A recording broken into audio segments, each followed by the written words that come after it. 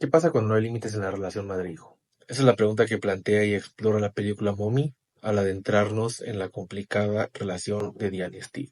Diane es una viuda de 40 años que actúa como si fuera un adolescente, y Steve es un niñote de 15 años, con graves problemas de conducta, tendencia a romper las reglas, episodios de furia incontrolable y hasta actos criminales. Se menciona que está diagnosticado con trastorno por déficit de atención e hiperactividad, trastorno negativista desafiante y un problema de apego no especificado. ¿Pero eso qué significa? O más bien, ¿de qué modo vive el mundo que termina actuando de ese modo tan caótico? Para que un infante desarrolle la capacidad de tolerar la frustración, primero necesita vivir repetidas experiencias en que dichas frustraciones no fueron desastrosas. Experiencias en que su madre o cuidador primario le brindó la seguridad y estabilidad necesaria para poder darle orden y sentido a lo que está viviendo. Como cuando un bebé llora de desesperación por hambre y la mamá le transmite a través de su calma y su justa respuesta que todo va a estar bien, que tiene hambre y simplemente tiene que comer para sentirse mejor. Con lo que cada vez le será más tolerable sentir hambre, pues esta pierde su carácter amenazante. Pero ¿qué es lo que observamos que pasa en esta diada madre-hijo? Ante adversidades tan sencillas como las que surgen al hacer compras o ir en un taxi, Diane no es capaz de aguantar que las cosas no salgan como ella quiere y explota en furia.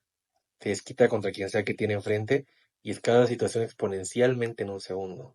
Es decir, se desborda sin saber qué hacer con su enojo. Lo que nos lleva a pensar, ¿de qué modo habrá reaccionado cuando Steve era un infante que hacía lo que quería o lloraba? ¿Reclamándole con furia? ¿Desbordándose ella también sin poder calmarlo? Las reacciones de Diane en la primera crisis de Steve, en que le regala su emblemático collar de mommy, me parecen sumamente ilustrativas. Primero, Diane lo insulta y le grita, humillándolo por creer que robó. Luego, se asusta al ver que él también reacciona con furia y hasta niega estar enojada tratando de calmarlo, haciendo como que no pasó nada. Ella se refugia y le habla amorosamente para calmarlo, pero al instante vuelve a reclamarle enojada, diciendo que no sabe ni siquiera qué pensar. Y aquí nos preguntamos, si ni su mamá puede pensar sus propias emociones, ¿cómo iba a aprender a hacerlo él? Y en cuanto a la intensa reacción agresiva de Steve en esa crisis ante los ataques de su madre, cuya intención claramente era más agredirlo que educarlo, basta considerar que tal vez en ese momento él ya era un adolescente que podía defenderse y responder. Pero ¿cómo sería llevar esa escena a su infancia temprana? ¿Qué puede hacer un bebé ante una madre que lo agrede implacablemente? ¿Será que Steve se puso así en un intento de protegerse al sentirse otra vez como un bebé desamparado ante la furia materna? Otro eje para pensar las transgresiones de Steve son las constantes incongruencias de Diane, como en esa primera crisis en que le reclama a Steve lo incorrecto de haberle regalado un collar robado, solo para terminar usándolo con orgullo el resto de la película, entre otros mil ejemplos. ¿Cuál es el punto de respetar los límites si no tienen sentido y ni ella misma los cumple? Y aquí entra el curioso personaje de Kyla, la vecina, de quien solo brindan contadas pistas para imaginar que 3 años atrás perdió a un hijo y dejó de hablar y trabajar, con lo que podemos considerar la posibilidad de que busca llenar esa falta con Steve como suplente de su hijo. Lamentablemente para Steve, Kyla es otra mujer, madre, que se alterna entre perder el control de su enojo para defenderse y aguantar que no se respeten los límites. Ni siquiera cuestiona la incestuosa relación entre esos dos, así que nada nuevo.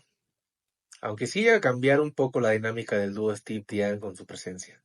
Por otro lado, es interesante cuando se menciona que, si bien Steve siempre fue un niño problemático, esto se exacerbó considerablemente tras la pérdida de su padre, 3 años antes del presente en la película, y que fue cuando comenzó con sus conductas francamente criminales. ¿Qué más habrá ocurrido entonces en su mundo interno?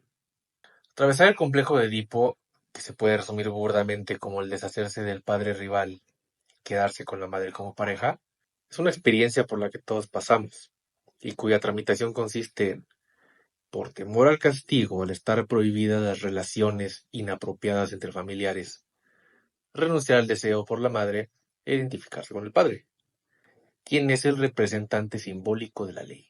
Esto bajo la esperanza de algún día encontrar una mujer amada. Pero bueno, esa prohibición no parece existir por parte de Diane, sino que al contrario, da la sensación de que fomenta ese juego seductor con Steve.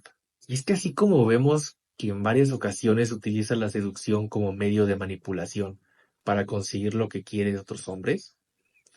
También lo hace con Steve, a quien no le pone un alto definitivo, ni siquiera cuando le toca los pechos, sino que sonríe y deja la puerta abierta, como si fuera un tal vez.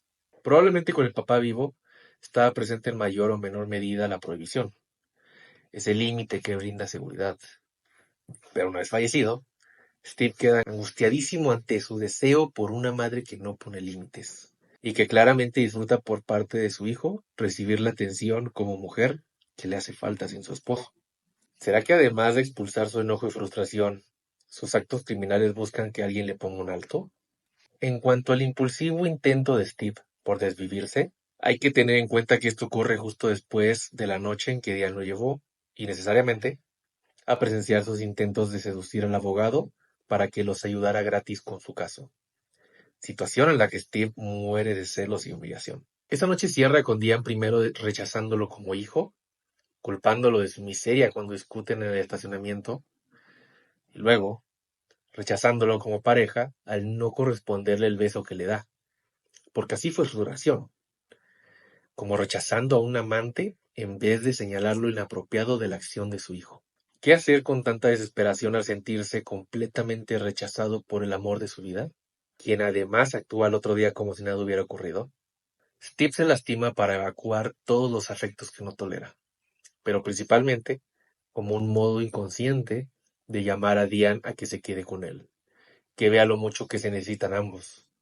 No por nada la primera cosa que le pregunta cuando se arrodilla a su lado es: tú y yo aún nos queremos, ¿no?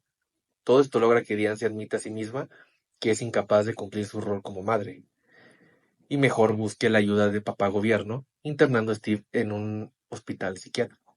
Sin embargo, Steve percibe esa decisión como una absoluta traición y rechazo, por lo que tras una llamada en que se disculpa por dañarla retomando los reclamos e insultos que ella le gritó en el estacionamiento, procede de nuevo a intentar desvivirse, corriendo hacia una ventana para dejar de sufrir, o de nuevo empujar a Diana a estar con él. ¿Agregarían algo más a la interpretación? Compartan en los comentarios y síganme para más psicoanálisis silvestre.